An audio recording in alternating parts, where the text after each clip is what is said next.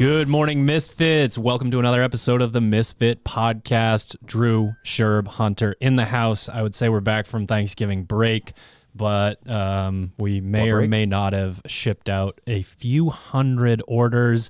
A few 100,000 orders. No complaints here, but if we're a little slow on the uptake, you can blame it on Black Friday. Before we get into the topic today, we got to talk about Thanksgiving food.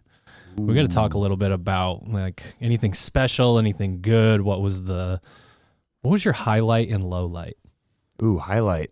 Highlight was the turkey for the first time in 10 years wasn't dry. Oh, It was pretty what was exciting. the trick? Cook it correctly. Yeah. Is that a dig at mom? We forgot about it. No, What did it's definitely What did not Kira a dig at say? Mom. She went like 3 hours at 250 and then cranked it up to 350 to finish. Yeah, I think Didn't go well. the 12 difference degrees. for us is that we finally had a turkey that was proportionately sized for the number of people that were going to be eating it instead of having 6 weeks of leftovers. Like now we only have 3. So it was a smaller turkey. I don't know if we cooked it differently, but maybe my brother did it. I don't know. This is the first year I didn't have to go to like a family thing, and there were like 15 turkeys, like a turkey for every single person, and I have to be like, we're all eating like a pound apiece. Why do we have 7 turkeys for 8 people? And you're definitely the only person there eating a pound of turkey. Yeah, probably. I mean, Noelle might. Yeah.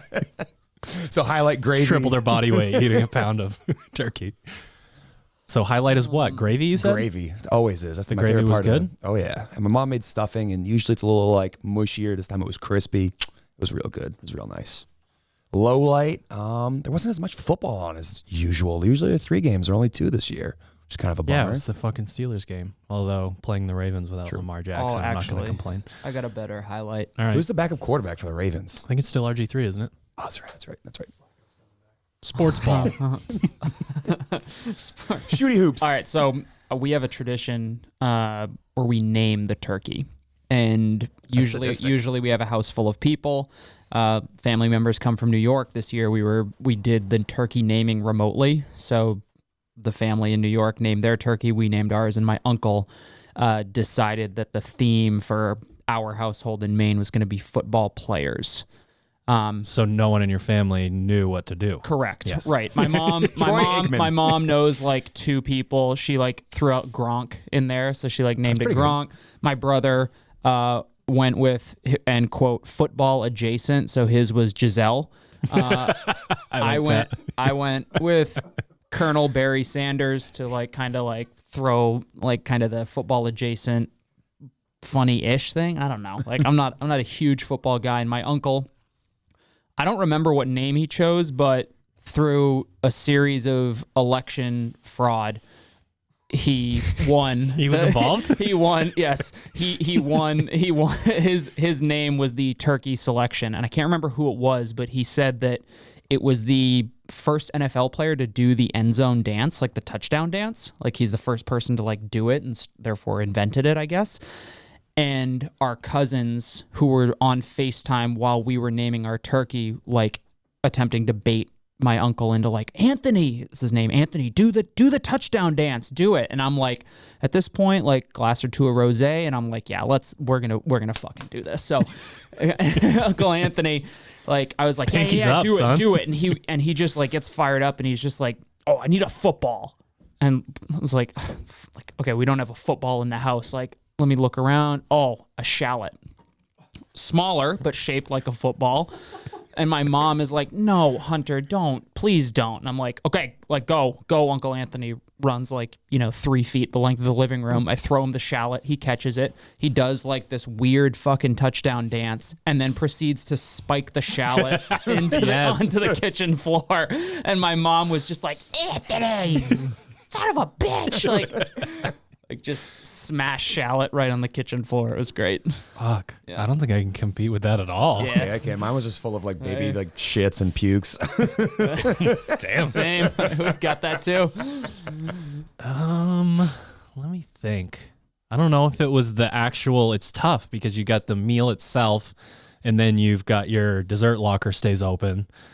Everything's crammed all around it and up and down and left and right. And my meal and my dessert were both equally pretty amazing. So I was actually pissed off about the dessert though while I was helping make it because it was a new recipe. Maya makes pumpkin cheesecake every year, and she decided to change the recipe, and it's like it was delicious before, so what the fuck now? And I don't really like chocolate, and it had a Chocolate.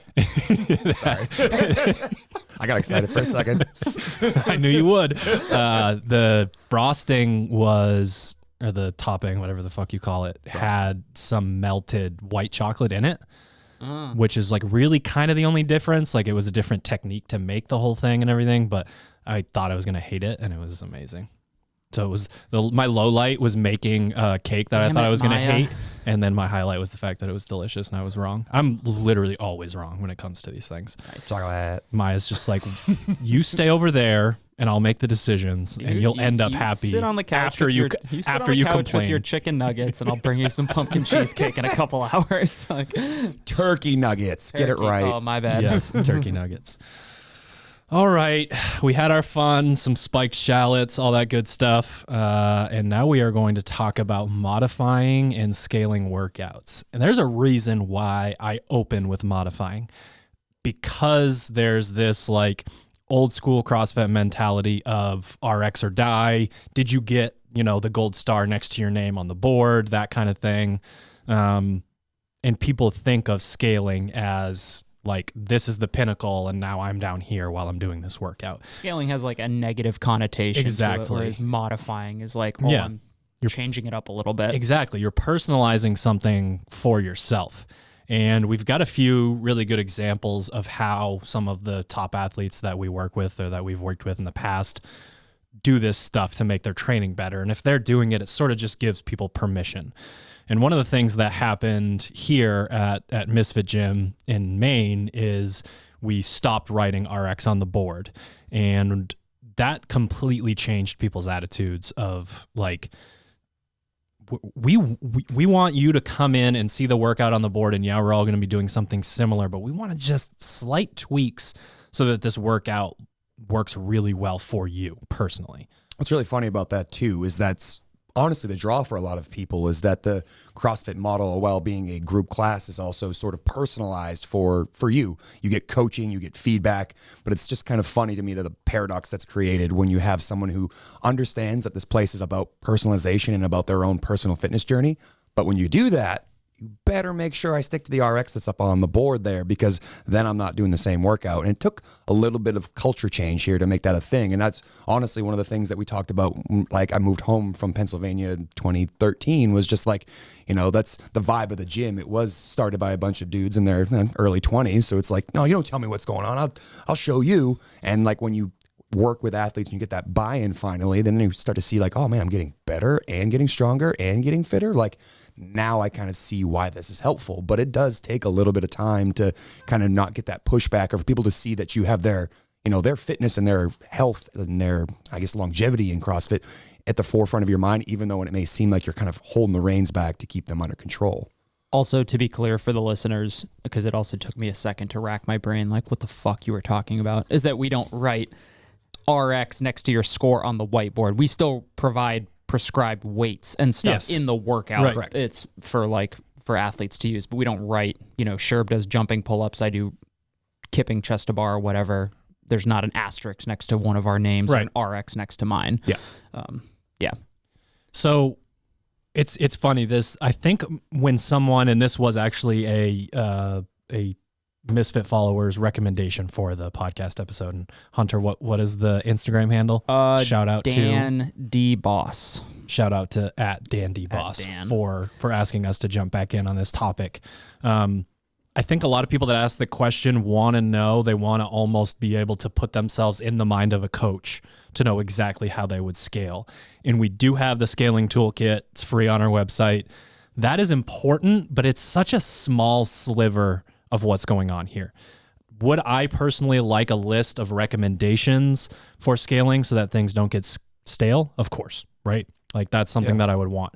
But then there's also just modifying workouts to personalize them. There's knowing what you're actually trying to work on within a piece. And that's why we do our workout descriptions. You'll see on the website or on, the Misfit WOD on Instagram, that it's, the feel of it is gas or muscle or conditioning. We also have a place on the website that describes all that stuff, so we don't have to go back down that rabbit hole.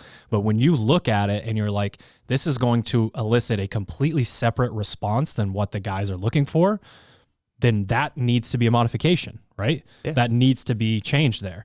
And maybe you're, I don't know, the 9th fittest person in the entire world, and you're like, that's actually not gas for me, that's conditioning. Those are my wheelhouse workouts. And you modify to switch a machine or something like that to go in. This isn't always just about, man, I wish I could do the elite division movements and weights. Exactly. And stuff, yeah. There's so much to it. And when you start to develop a new lens for how you're looking at workouts, then you can realize that this isn't a competition day to day. It's important to acknowledge the fact that when you go to a CrossFit affiliate, you have someone that you go to for advice on how to approach a workout or what's like. And that's one thing we talk about with Team Misfit. The whiteboard brief is to give your athletes that context. Well, unfortunately, we're not able to go to all of your gyms and all of your sessions every single time. So in lieu of not being able to do that, we want to give you the lens that we're looking through. This is how we want it to be executed. This is how it should feel. This is how long it should take. This is what how these movements are going to play off one another. And we like to write workout descriptions or do workout features for that exact reason, because we saw a lot of people who were excited to do our workouts, but sometimes we're missing the point of the piece, and that there's not a coach there kind of working with you one-on-one. So here's a little bit more advice on how to execute said piece. Agreed. So one of the ideas here, I guess what we're trying to say is you might already know the answer to these questions. It's just you're not necessarily referencing where you need to go mentally to get there. You can look at a workout and know that this will take me roughly this long, or this is 80% of my 1 rep max, probably not a good idea, or it's however many sets that are supposed to be repeatable on gymnastics, and this isn't right for me. So if you start to look at it from that standpoint and develop the confidence that you know what you're doing, at that point, it's really like guess and recheck. You make sure that you look back on the decision that you made, try to figure out whether it was right or not, and make a few notes. And one of the things that always comes to mind when people are talking about this, when Mackenzie Riley was at her absolute peak, what she would do with certain workouts is she'd go in and say, okay, so this is a triplet and it has a single gymnastics movement in it that really messes with me. And this is going to screw up my workout. Legless rope climbs, muscle ups, whatever. For a lot of people, it's handstand push-ups or strict handstand push-ups. And she's like, I know that as a games level athlete that I should be getting the 30 full muscle ups in on this workout, but I also know that's going to screw my workout up. So I'm going to get 15 in the workout, and then I'm going to find a way to get 15 in after the workout in an EMOM, that sort of thing. So again, when we find out that the best of the best have given themselves permission to do this, you know that you can definitely have permission to do it. There aren't that many people on earth that are fitter than Kenzie, and she's made this decision because she knows, hey, I do need to get the volume in. They're not wrong on that, but this workout's not for me. Sets of 6 ain't happening. That's a pretty common complaint, is that people, when they see that modification, Hunter did 30 muscle ups in his workout, but my modification, I'm only doing 12. How am I ever going to close the gap between Hunter and I? And what you just described is exactly how Kenzie closed that gap in movements that were a little bit more challenging, the legless rope climbs and the muscle ups. Yes, you might not have done them at peak intensity in the middle of a workout, but you got a chance to practice them under fatigue and then go, all right, I can watch my video and review. And one thing we talk about a lot is reflecting on the experience you just had in training and going back and going, all right, on set 4 of these muscle ups, you can see that my turnover isn't correct. So now on this next practice set, I'm going to hop up there and focus on that turnover. And to me, that's the missing piece, is people don't understand that you don't close the gap by just smashing your head into the wall over and over again. And hopefully you just magically close that gap. It occurs through consistent practice where there's intensity and effort, and there's forethought into, all right, why am I doing this? It's not just because it's written right there. It's because I see that workout, I see those movements, I know I can't do them at that certain volume or that intensity. Let me do them at the appropriate dose, and then go back and say, all right, here's something I can, make up. And I bet that sometimes Kenzie didn't do, let's say if it were 50 muscle ups, she might say that 40 is her 50. Like, it doesn't Oh, of always course, yes. necessarily need to be 1-to-1. Sometimes when you're developing stuff, like doing more is just doing more, and a lot of times it leads to bad habits because you overcorrect and you do things, a little funky, and you're like, oh, I got through all 75 strict handstand push-ups, but it took me 16 minutes to do them. And it's like, not really what the target was. And you probably, had some time or attention you shouldn't have had, and just bad habits you pick up by trying to force things you're not ready for. Yeah.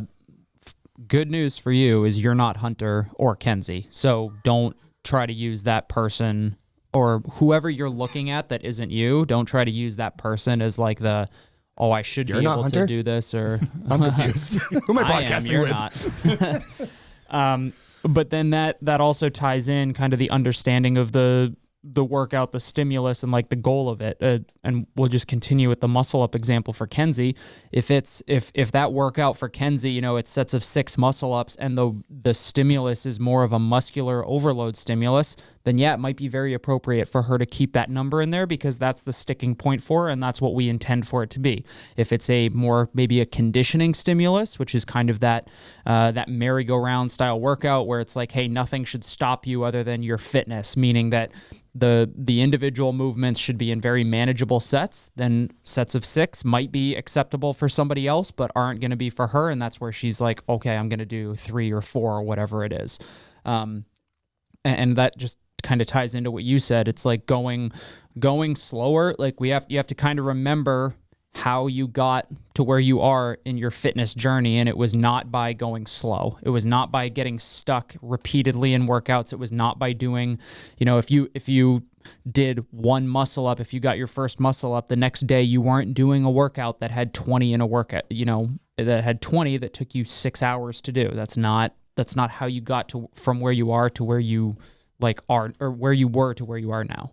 Yeah, I mean, a great example would be like if it were a 10-minute AMRAP and someone was trying to do 10 toes to bar and they were going to get 5 rounds, they got 50 reps, but 10 toes to bar would really slow them down. All right, you do 7 reps every single round, and guess what? You got 7 rounds, which means you moved faster and got almost the exact same amount of volume, but you didn't get stuck in the workout and you achieved the stimulus. So I really do think that that's such an understated part of the website, is that information that the workout, you now know kind of the blueprint or the eyes that we look through when we wrote these things. It's not just, this looks like it's a long workout, or this looks like a short workout, or this looks like a heavy workout. There's a little bit more nuance to it than just that. And unfortunately, a long time ago, that was really the lens that a lot of programmers look through. Like, this one's short and light, this one's long and heavy, but there's a little bit more to it than just that. Yeah, I mean, you need in every single phase, and we make sure that this happens, you need a consistent diet of gimmies. Like we overthink what is happening in the gym and what it's actually about. If you go through what we call the conditioning style workout and you're cruising through things over and over, you get those sets where you jump up and it's just 3 muscle ups, it's 3 muscle ups, three muscle ups every single time. And people will be obsessed with the fact that it's not 6, but it got you to your 30. Whereas if it was 6 sets of 6, you probably wouldn't have, let's say it was an AMRAP, you wouldn't have been able to actually get there. So we need those gimmies built in. We make sure that that's actually happening so that you can build the type of stuff that you need. And then the other thing that we obsess over is it's not about the movements. Like, we've talked about this a bunch. We talk about GPP nonstop. Pretty good chance we're not going to stop talking about it. But we get people who come in that we know don't have the energy systems yet that we want them to have, that they really need to have. And this is a very general, macro view of an athlete. Is an athlete aerobically conditioned? Do they have decent power output? Can we put these things together and create what we need to create? That is the bedrock. So if there's still really lacking in those areas and you're worried that you can't add 10 pounds to your snatch, or that your show off set of muscle ups at the beginning of a workout isn't where you want it at, you just once again looking at things through the wrong lens. If you are consistently committed to being fitter, all of those things change. And the problem is you can't convince someone to do that when you can't convince them to do that, right? Yeah. You have to go through all of that work, all of that time on the C2 bike. Sherb's 10 seconds at this damper and 9 at this damper. And Figure it out. He's got Zach Galifianakis numbers floating 4 through the air. seconds Like spike backwards. you have to put in so much time and effort into things where you're not obsessing over your muscle ups and your clean and jerk and your toes to bar. Like getting better grip and hip flexors and, energy systems. Again, this stuff all comes back together. And if I'm obsessed with, I can't get my strict handstand push-ups and I'm going to try to figure that out only, nothing is going to change. I could think of what you were saying. That's like the Shooter McGavin, the secret of the pros. Like what the pros in the sport of CrossFit are obsessed over are those little things you're talking about. Like where my hands have to be if I'm doing strict handstand push-ups. Are my hands turned out 15 degrees or do they do better when they're straight at the wall? Like those little things are what they're obsessed over. And unfortunately, they don't make for very sexy Instagram videos. And actually, I was looking at like Brent Fikowski's thing, which, he's looking at his Instagram posts, like here are more sets of me doing 7x7 back squat and doing L sits. And like, he's really showing you what those level athletes put in and work on because they know that has the most impact on their fitness, whether that's absolute strength and figuring out where your feet have to be, or, your turnover in your rings, you're pulling the rings to your rib cage versus your sternum, like these little details. That's what the best obsess over. And that's unfortunately not a very sexy Instagram post. And that's unfortunately what happens with this is that people get obsessed with those 1 rep maxes, those big sets of gymnastics and just like the things you can kind of show off on. But like the best of the best look to find out like, what is that one thing today that I got better at? And it's sometimes not something that's, it'd light up Instagram. It'd be very mundane and kind of, yeah. Well, that nudges me back to the other asterisk here is movement efficiency. Like the barrier to entry is you not like setting the foundation for trash movement. So you've decided, okay, I actually can handle the 6 muscle ups and you are creating a system where you'll never get 10.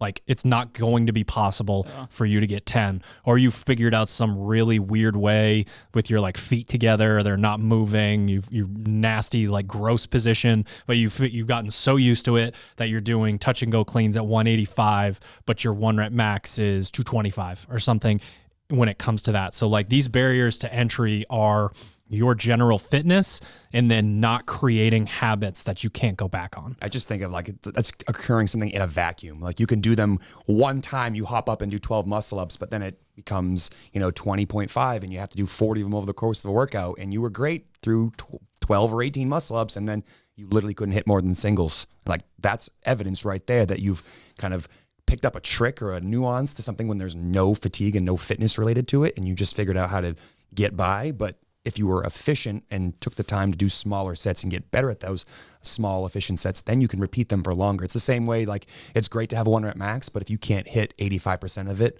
like on the minute or every 30 seconds in the middle of Metcon, cool, like good. You got a heavy 1 rep max, but you're not an Olympic weightlifter, you're a CrossFitter. So you need to be able to call upon that strength at, 80% of your best.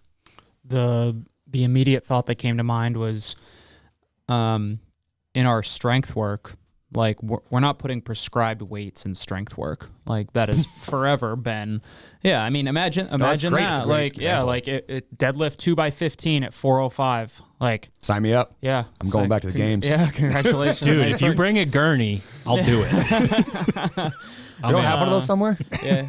Like it's either do it based on feel, which most people don't have an issue with. They'll say like, okay, yeah, I'll do the first set at a warm-up weight. Second set's supposed to be heavy, like the instructions say, or it's a percentage-based sort of thing where it's either a specific percentage or a range, and people don't have issues with that. It's very much accepted, and that's just kind of the mindset of that specific segment of their training. It's like, yeah, this is strength work. I am not going to be able to lift as much as Sherb, and therefore I should not be training that lift at the same weight as Sherb. I should be focusing on the stimulus, whether it's supposed to be really heavy, whether it's supposed to be speed work, whether it's supposed to be positionally based.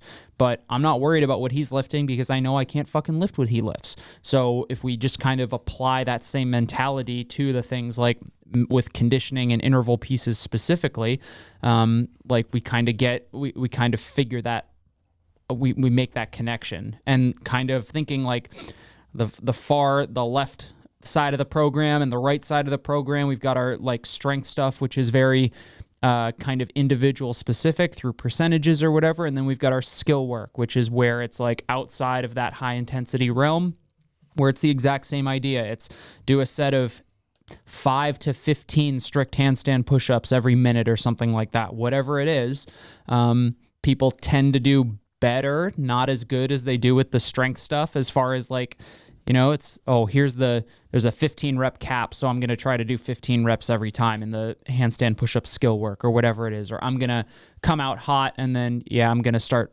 performing some bastardized version of a pull-up just to say that I completed this as, with the same number of reps every time.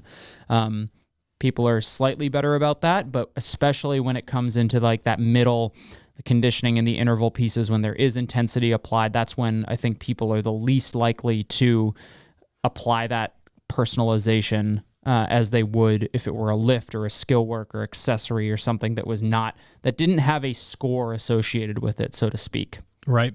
And one of the other things that we can think about when it comes to this topic is the idea that like everyone is a psychologist when it comes to everyone else. And then we personally everyone has basic issues that are hard to remedy because like subconscious and, your past and all of this stuff that really applies to that. So one of the best things that you can do in this scenario is ask someone else to scale for you.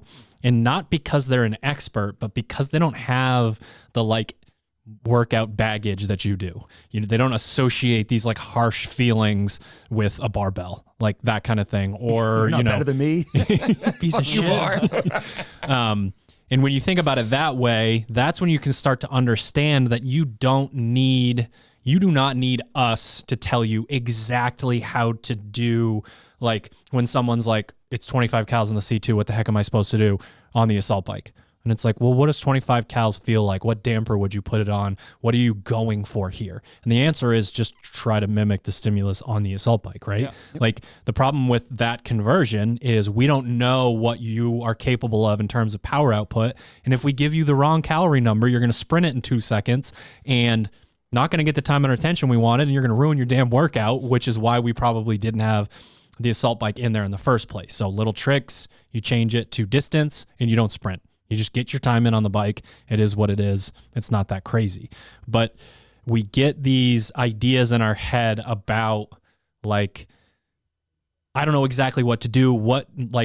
It needs to be perfect, essentially. I need to have the exact perfect scale so I'm doing the exact same thing. And it's like we write workouts for thousands of people.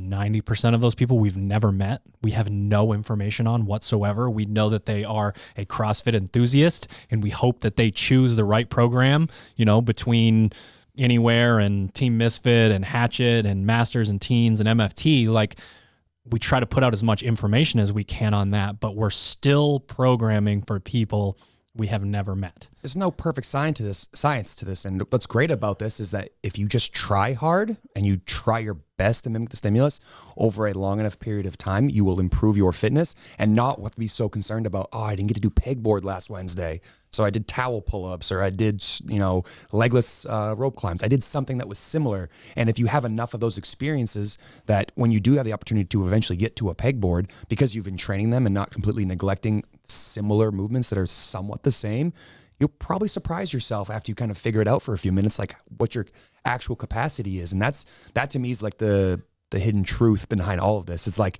as great as it is that you came in and tried to follow this program, it's your effort that dictates your adaptation. So that's the same thing I tell people when they come to the gym and they have an injury and they can't do a certain movement for a little while. And it's like, I can't do the rowing, or I can't do the burpees. It's like, guess what? I can put you on the assault bike and give you a very similar feel. And if you just keep coming consistently and keep trying, and that we have a little bit of variance when you come in so you don't get bored, and so that you work on a little bit different things each time, over long enough timeline, you will get the adaptation we're looking for, because you tried hard, not because you did the assault bike on Tuesday, November 12th. Like, great. It doesn't really matter that much. There really aren't that many movements that I would say that like, oh, you should make sure that you probably hit this like with some level of consistency. Like it's hard to replicate like a ring muscle up. It's hard to replicate like, I can't even think of another one. Like, because there's so few. Yeah. The point being, like, there are very few blindfolded parallel handstand push-ups. Oh yeah, that's a good one. That's coming naked in your basement. Listen, That's I a different episode. I PR'd. He's referencing I PR'd my strict handstand push-ups nude once. In the bathtub. Ted, you can blur that out, right? This is new information to me. I did 30 strict I'm learning handstand so much. push-ups in a row way back in a hotel nude. And then I tried to replicate. Cody was counting for him. We were doing them side by side. That's right. Competing. I might have been there too. I don't even know what the fuck to do with that information. File away. Yeah. File that away. information away. Right. I have an exercise for us. Okay, I refuse. I decline. Take your clothes off. Okay, I found a workout that none of us have any business doing, and I'm going to read it, and we're going to talk about how we would think about it. Sherb's going to say that he should do it, but he's going to be wrong, and I'm going to tell you guys why. All right, Misfits, just a quick break for our show sponsors, Sharpen the Axe. We just ran through Black Friday and Cyber Monday, and we wanted to make sure that we still had everything in stock that people really wanted for sort of that winter timeline. You want to buy people some gifts. Of course, we're going to keep dropping stuff, a full-on assault on your bank account. But sharpentheaxeco.com. Use the code word unprepared to save on the joggers, the joggers, the hoodies, the crews, the zip-ups, all that good stuff. We still have plenty of stock left over from Black Friday that will get us through the rest of the winter. We are also brought to you by Proper Fuel. Head to properfuel.co. Use the code word Misfit to save on your first order. If you're like me and when you modify workouts, kind of like we're talking about, all of a sudden you start to do more work in the workout. You feel like shit after because you're beat up because you did more work. That's when we go to that 2, 3, maybe even 4 scoop protocol. So get all of your post-workout goods, protein, carbs, rehydration with the Himalayan pink salt, fenugreek extract. If you've got some tummy issues with the old whey protein, we've got digestive enzymes in there for you as well. Once again, code word Misfit from properfuel.co. Save you a few bones on your first order.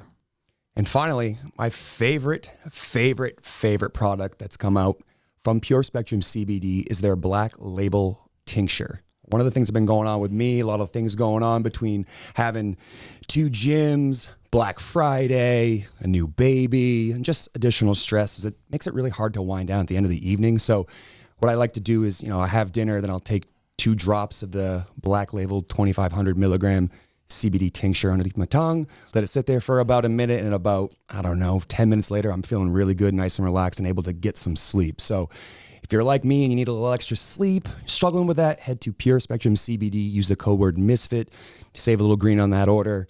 Check it out, guys. You won't be disappointed. Or maybe he'll figure it out on his own. This workout is called Norman Weights. No. I'll be good with this one. All right. Yes. It doesn't say deadlift 275. December 7th, MFT number 2178. You will be doing an interval called Norman Weights. AMRAP 25 minutes, run 600, 6 power cleans at 225, run 600. Rest 1 minute, 5 power cleans at 235, run 600, 4 power cleans at 245. It keeps going back and forth where you either have 2 rounds of running and 1 set on the barbell or vice versa. It ends at run 600, 1 power clean at 275/185. We have a note in there where we want the heaviest power clean to fall between 80 and 90%. And while I would say that's probably between in your 80 to 90%, It's close. which is okay. We know that you like barbells. You're getting better at running, but of the two, obviously, you're still more proficient with the barbell, especially than 600-meter runs. We talked earlier about the idea that barrier to entry is also movement efficiency. If you went out there and ran hard, would you dare to show anyone the power clean that happened when you came back? I wouldn't inside? want to show you my power clean on the best day of my life. So when you're looking at this workout for you, I want to know how you would scale it for yourself, and then how you would attack it. So one thing that's been like a forethought and something I've been really focused on recently is running. I've been trying a lot to get better at running. So instinctually, I don't want to alter the run too much. That's something I really want to focus on, because if I'm going to pick 2 things in that workout that I have the glaring weakness in, it's definitely the run. So I'm going to make sure that I'm still getting the running volume in. So I'd probably stick with the 600s, but I would definitely scale those power cleans back because just as you said, I can power clean 275 and I had to do it last year in the open, but it wasn't a pretty power clean and it definitely didn't meet the stimulus that we're looking for because, we're looking at the highest level of competitors here. They're cleaning it, dropping it, and within 10 seconds their hands are back on the barbell. I would not be in that situation. I would be hands in the chalk bucket, getting my belt nice and tight, maybe put knee sleeves on for a power clean, you know what I mean? Like I wouldn't be able to rifle through that. He chalked his hands on handstand push-ups in the open once. I think I chalked my hands for box step-ups. but At least you had to pick up a dumbbell. But realistically, Box jumps. to give me that right stimulus, I'd probably end that around 245 or 255, which isn't a huge knock from the ending weight, but also would allow me to still run hard and move the barbell with consistency. Now, Hunter, I'm going to ask you the same question, but what's unique about both of you is that you should scale the barbell because that's probably not in that range for 185% of my 1 rep max. Exactly. Yes. Right? He knows he can do it. So what does this mean? You guys might end at the same barbell, but he might start at 225 and go up by 5 pounds each time. Right? Like these are the types of things that you can think about. I'm going to come in and hit a heinous power clean, and I know it's not going to move my fitness at all. Sherb's like, I can start at 225. I can rep that out. That's not a big deal, but I'm going to go up by 5s. Whereas you're probably like, okay, I am actually going to start or I'm going to finish at my 80 to 90%, and then I'm going to work backwards through the same kind of ladder there. And obviously you could just go to hatchet, but for the sake of for the sake of the exercise and also looking at the rep scheme, it finishes heavy, but like that's 6, 5, 4, 3. That's 21 reps that's split up pretty heavily between a slightly longer run plus rest. So it's like, did I write this? I think, or did you write this? I don't remember. yes. It was. I remember it being like, oh, this is like, yes, it's heavy, but the rep scheme is such that I would expect somebody who's doing that to do at least some touch and go reps. Like you run 600, come in and have 6 power cleans before you have to run out again. I would want you to be doing some of these touch and go before you switch to like quick singles. So for me, it would be starting kind of working backwards. It's like what would that one power clean, especially after all that work, that's not like a gimme, I don't think, for like high level. I mean, it might be a gimme, but it's not, they're not going to run in, put their hands on the bar with a shitty setup position and then rip it off the floor. It's going to need a little bit of thought into it. So I would, okay, what is that for me? Even if it's closer to that 90%, because I haven't power cleaned more than my 1 rep max, but I feel like I'm one of those types of athletes who can do something closer to like 90% a few times in a workout. So it might be, maybe I finish at 245, like you said, or 250 or something like that. Just or like maybe it's like a good benchmark number. Like, oh, I'd be stoked if I clean 250. That's definitely possible. Let's like see how it goes, and then I would work backward from there, and maybe make it so that the first 6, it's like 205. That's something that I wouldn't enjoy it, but I would try to do 6 touch and go reps at, and then so I've got my left and my right limits there, and then I figure out what goes in the middle. Right. And the reason why I think this conversation is important is because it doesn't end there. So Hunter is known around these parts as the robot because he will literally just go run as fast as his body will allow him to every time. Like he just, he says this about himself, but like every time he retests a workout, he gets within like it's pointless for him to retest. I hate retesting workouts. He just sort of does what his body is capable of doing. And then, sometimes pulls like, oh, high score. Is that bad? Did I break it? So for me, I want to know, how are you executing? If you know that your runs are going to be consistent, are you dialing back a little and trying to like go straight through the door? Are you mentally preparing 50 meters out? Like, I'm going to slow down a little bit because I know slowing down a little bit, but then hands on bar is faster essentially. I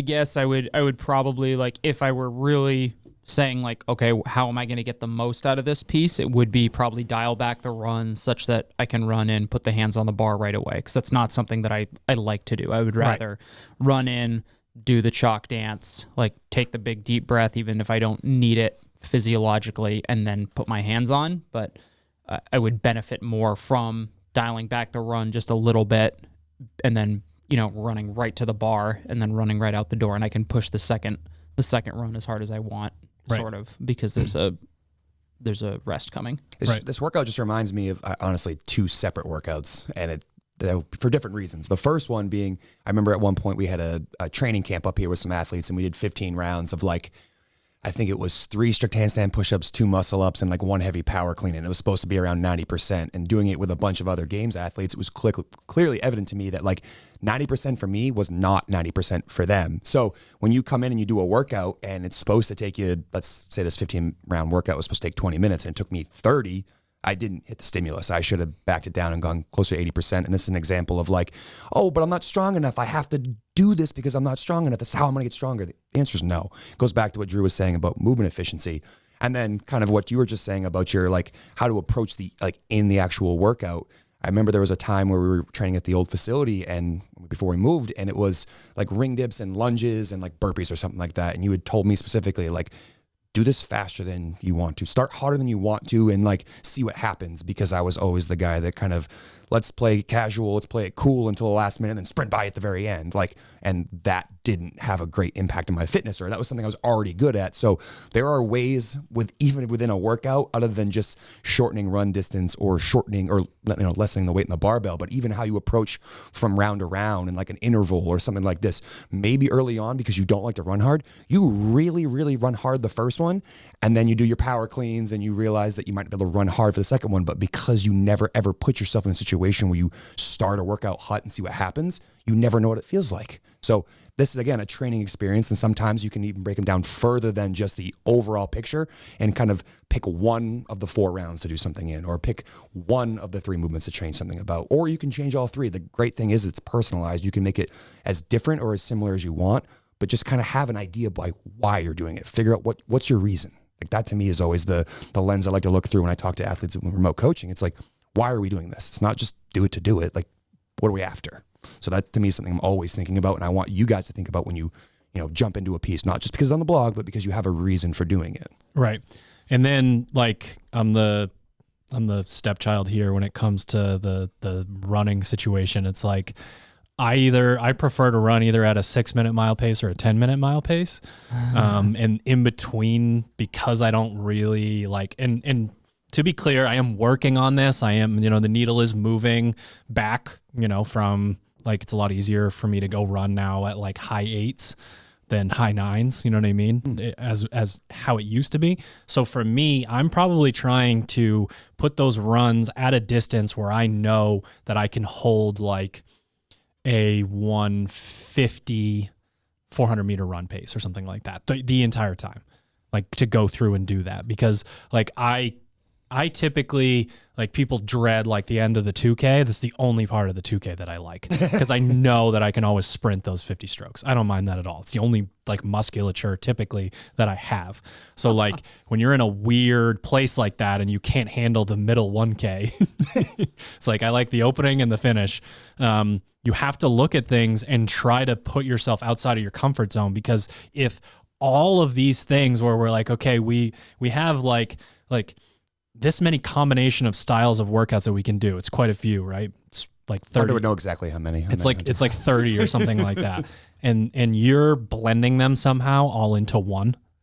Like that's what I remember the beginning of my CrossFit journey was, how do I make this workout short and gassy? Every single thing? It was just short and gassy every time. And maybe I held on for dear life if it was long, right? That kind of thing. Like get out ahead, see what happens. And again, the issue with that is, we have examples of it throughout the sport, right? We have, sort of the Rich Froning, Ben Smith era where it was very much about staying within yourself, movement efficiency, that sort of thing. And then we had the people, Jason Khalipa, who was sometimes keeping up Fuck that. Yeah, sometimes keeping up with them, sometimes being way faster than them, sometimes being way slower than them. But then you got the triple threes was the punch in the face for Froning. And it was like, if it all feels this way, if it's all exactly the same, like there's going to be outlier events where I'm pedestrian in. Yeah. Like I can be the best in the world at this, and one of the events be like, I literally can't even do this event. So if you're taking all of our workouts and blending them into one style, if every single workout that you do feels the same, something is very wrong. What's funny, you just said something that I think is really important to acknowledge, was your like example of, I want to run minute 50 400s this entire time. That goes back to another thing we were talking about earlier with like the movement efficiency and handstand push-up, like having micro goals within a workout, not just I did it, RX plus high five, but I wanted to do sets of 3 in my muscle ups. I wanted to make sure every single run I did was 2 minutes or faster. I want to make sure every set of GHDs I got done in less than a minute and a half. Like those are things that the highest level performers think about and are obsessed over.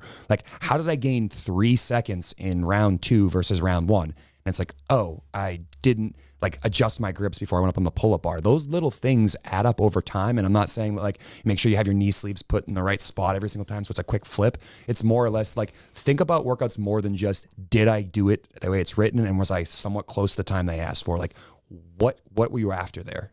In this example, it's like, I want to know that I can run these 600s at this pace the entire time for a 25-minute workout. And that is super impactful when it comes time to go compete, or how that translates to other workouts that also have 400s in them. It's just nice to know this. And this data is a lot of there's some things that people just don't necessarily collect and then synthesize and think about. Like, oh, I was able to run, I don't know how many 600s are in there, but let's say it's 10 600s. I was able to run all of them at a 140 400 meter pace. Like, that's improvement. That's something I can then benchmark later on when another workout comes up with 400s and say, all right, last time it was 140. I'm going to try 138 this time. It's also a trick too. It's like shining a light on a really dark place. Like, you feel like you're stuck in the middle of a workout. You didn't really think it through. And then you have this light shining on you. That's like, I'm just here holding 150s, man. That's all I'm doing.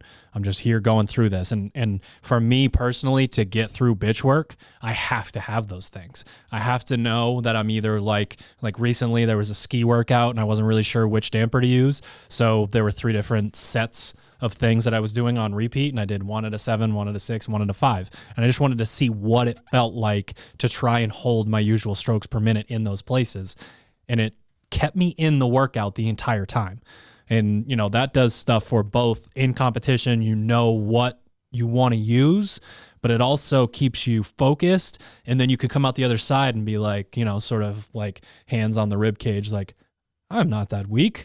I'm pretty tough minded. You know what I mean? Prove it to like, myself. Exactly. Yeah. Like, you have these moments where you have that. So when I go in and I say, okay, I'm holding 1500 here, 1700 here, 1900 here, like, it feels really damn good to get done your interval and know that you did that. And like, I bet I can do that again. It's more important than a checkbox. I did this, check. No, it's like, I had 3 goals and I hit them in 5 out of 7 rounds, and the 2 rounds that I didn't, this is what happened. And this is what I know for next time this comes up, so that I don't get, you know, fool me once, shame on you, fool me twice, shame on me. It doesn't happen a second time. Yeah, the information gathering thing, I think is so much more important and impactful than my name is arbitrarily at the top of the leaderboard. One, like, when you're just comparing like the final product, you have absolutely zero other context or reference for what other people may have been doing in that workout. If you looked at your name on the board and run one random day and you were athlete 10 out of 10, last place, but actually everybody else is just coming off of a rest day and is like super fucking fired up and they're like in the best shape of their life, it doesn't matter. You don't have that context. You're just going to see your name at the bottom of the leaderboard. If instead, like you said, you look at the 600s, and I was going to actually use a very similar example before you started with that, Sherb, is how much more valuable is it to know that, oh, no matter what, I can run these 600s in 2 minutes and 30 seconds. I can hold a 150 per 400 meter run pace. Like, no matter how shitty I feel, I can take the first few steps out the door to feel sorry for myself, and then I can settle into that pace. That is so much more valuable than I got 1 round plus 4 reps. Like, that doesn't fucking tell you anything. Like, that's literally just the output that comes in. But if instead it's, oh, in this workout, I always did my 25 wall, like I can do my 25 wall balls unbroken. Oh man, that would be really helpful information to know come the open, wouldn't it? Like, same thing with your rowing pace. What is your forever pace in a 20-minute AMRAP? And I like even tying in my previous kind of examples, like, yeah, you've got your percentages for your strength work, you've got the kind of customization for the skill piece, and then you've been doing you've been writing the sustain forever paces, and then like, hey, start at your 2K pace. Okay, that's your 2K row pace is a hell of a lot different than mine. But how valuable is it to know that no matter what, for 3 minutes I can hold a 140 or something like that before things start to break down, and how I could apply that to other workouts and to other areas of my fitness, and then ultimately for a lot of people listening, in competition. That's funny you say that, because I unintentionally made a Instagram post that like fits exactly with what you were just saying. Like, we had Roby-Wan Kenobi on the blog, and it was, you're going to row for, I think it was 6 minutes, 7 times. So 42 minutes of rowing, and there were 3 different cadences. And ahead of time, I wanted to show someone an example of what it looks like before you start to set intentions. Those intentions keep you engaged the entire piece, and then you reflect on those intentions and say, all right, what did I learn today? And the exact same thing. It was forever pace, sustain pace, and reach pace. And forever was your marathon row, which unfortunately I've done and I wouldn't recommend for anybody. Then you have your sustain pace, which is supposed to be your 10K, because 40 minutes is about the average 10K pace for, let's just say an average but slow pace for the average CrossFitter. And then you have your reach pace, which was your 2K. Like, the exact same thing. I found out that my forever pace was a little faster than I originally set. My sustain was comfortable and I could do it. Except for after 30 seconds of doing my reach pace, I found that those first 30 seconds I was trying to settle back into my sustain was really, really difficult. So what did I learn? If this pace comes up and I have to row 30 seconds hard, like what my pace feels like and how I can do it. But also, let's say I'm trying to start the workout, get it going, and then all of a sudden, I realize, oh shit, this is a 15-minute AMRAP, not a 5-minute workout. All right, how does it feel to go from something that's really metabolic, sit back on the rower? Can I hold that pace? And then how does that translate to something like 19.1, where you're doing, a set of metabolically challenging wall balls and then going back on the rower? Like, after a few rounds, you see how those things play off one another. And I got to find out that my 2K pace made my sustain pace very, very challenging. That information is now useful going forward into other training. That is the type of information gathering that I'm looking for an athlete to have when they take on a piece. How far did you go? Overall? Yeah. I don't know. Exactly. Like probably close to 11,000 meters. I don't really know. Yeah, exactly. It doesn't fucking matter. I don't care. The intentions were the 3 paces. You don't care like, oh, how far I rode in 42 minutes. That's not super important. But the fact that what you just regurgitated about each pace, like, you could do that. And I would argue that's a lot harder to remember than the probably 5 digits that would have come after 42 minutes of rowing. 12. Like, and then those in the moment, like, realizing that you've advanced as an athlete, you feel it in real time. You wrote this super random, I feel like it was like a 20-minute run, and I do the Sunday miles thing. I go 20 minutes, then 25, then 30, up to 60, and then I start over at 20. I just keep doing it. I get a little bit faster each time. It works for me. I ran way faster, my average pace in the piece that you wrote.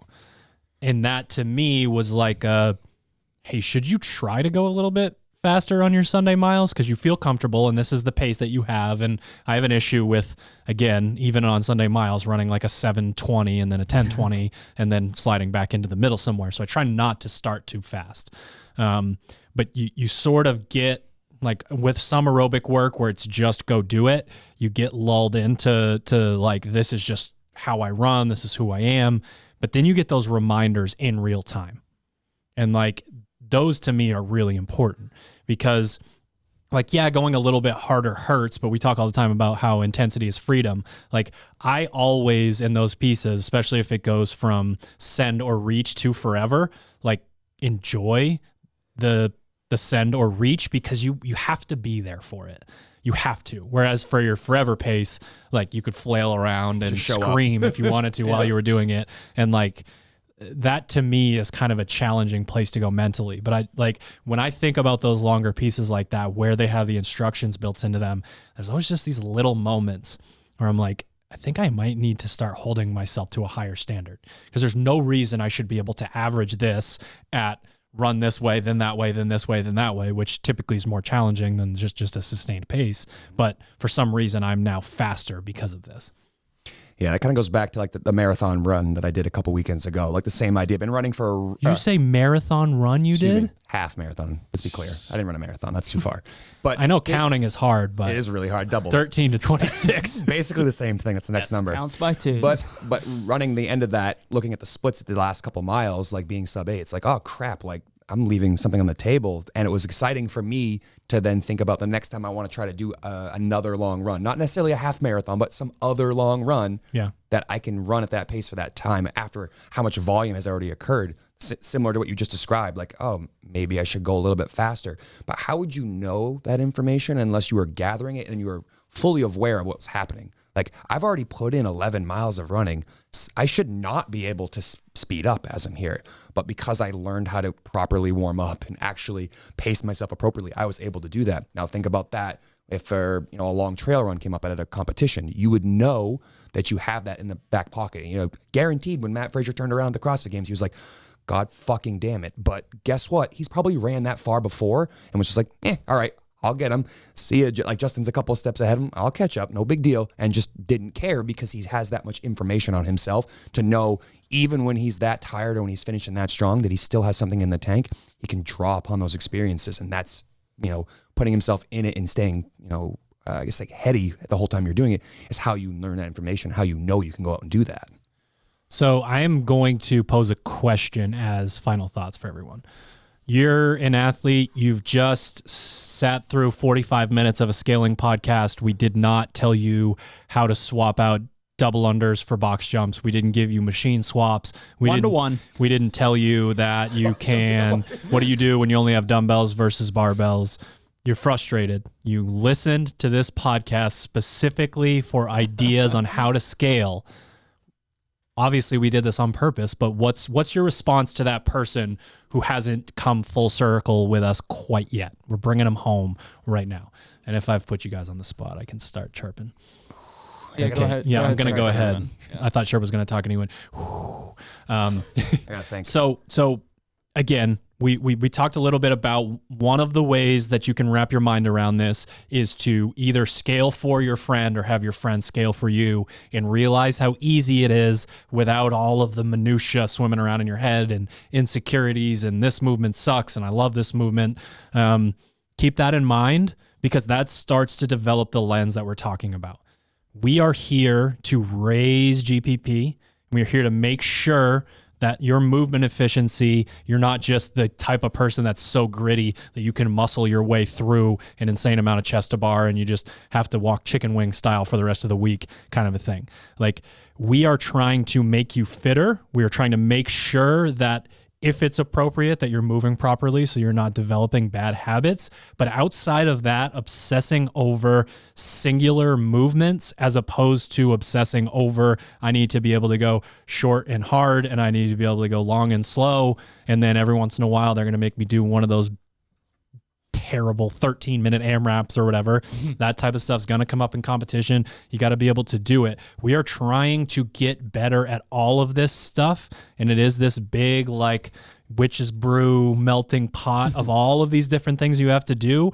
And the outcome is all of those ingredients mixed together. That's the soup. That's what you're trying to drink there. You're not trying to pull one thing out and obsess over it because that's not going to get you to where you need to go. So when you're thinking about scaling, when you're thinking about modifying, when you're thinking about personalizing your programming for you, think about it from how do I get fitter and don't get too obsessed with well, I didn't do this exact movement because that's not what we're after.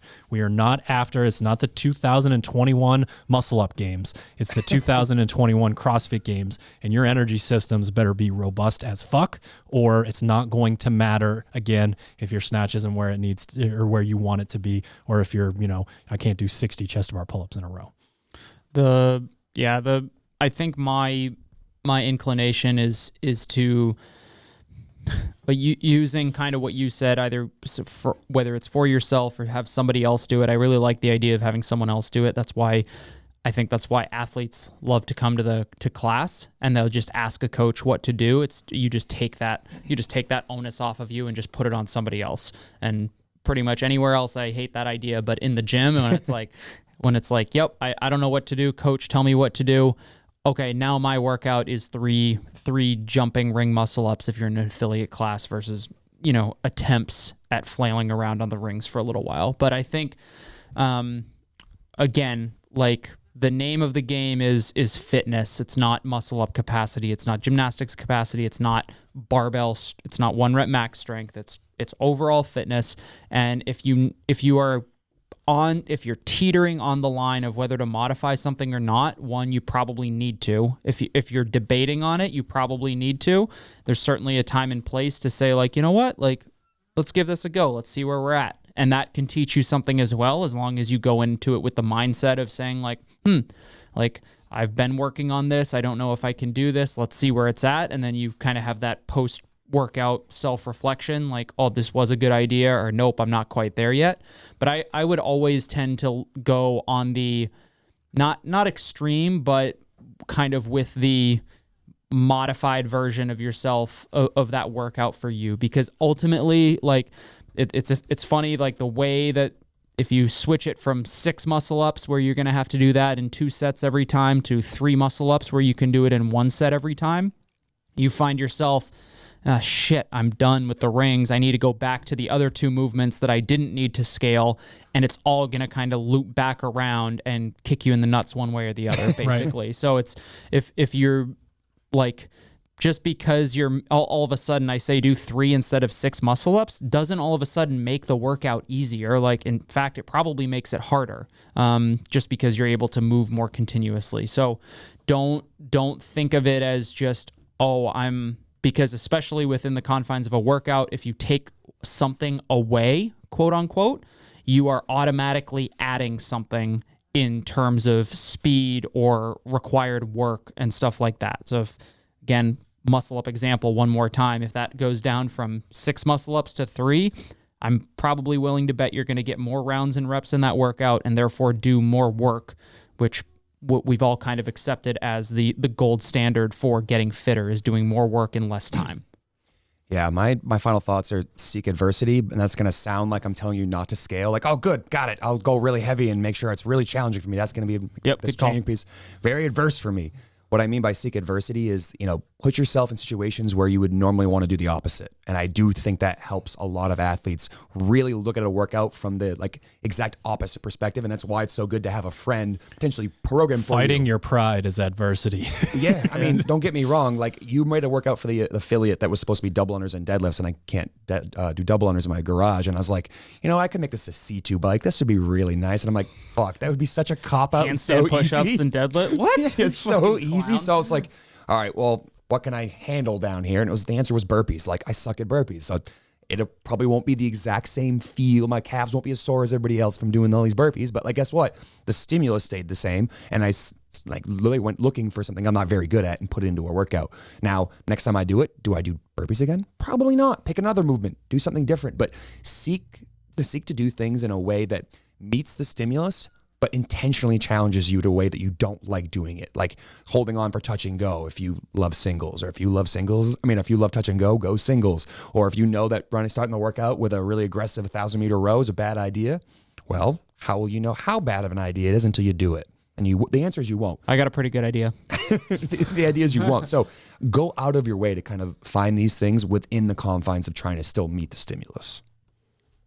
All right, ladies and gents, thank you for tuning in to another Misfit podcast, and thank you to our show sponsors, Proper Fuel. Head to properfuel.co and use the code word Misfit to save on your very first order of your complete post-workout nutrition solution. PureSpectrumCBD.com. Use the code word Misfit, and SharpenTheAxeCo.com. Use the code word Unprepared to save on the things you thought we were going to run out of on Black Friday, but we promised you that we weren't going to run out this year, and we didn't run out. So hoodies and joggers and yoggers and zip-ups and all that stuff, all the cool stuff that you actually were, if you're watching on YouTube right now, we're all rocking it. Oh, yeah. We still have stock. We said we would. We tried as hard as we could, and we actually got it right this year. Nailed it. So SharpenTheAxeCo.com. Use the code word Unprepared. As always, I am at Misfit Coach on Instagram. Slide into those DMs. Let us know what you thought of the episode and what you would like to hear next.